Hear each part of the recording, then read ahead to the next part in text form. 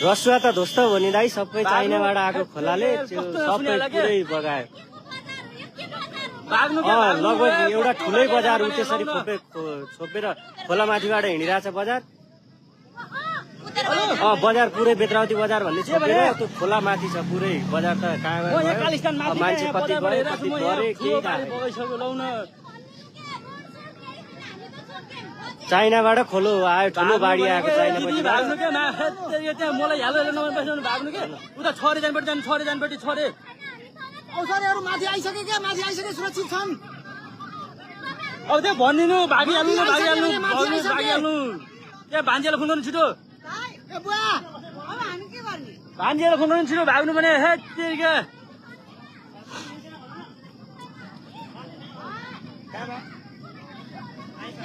नाटक दिदी मैले नाटक गरेँ।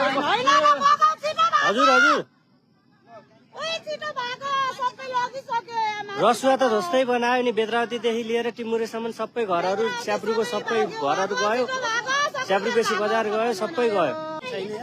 यसले त कहाँसम्म भ्याउँछ भन्ने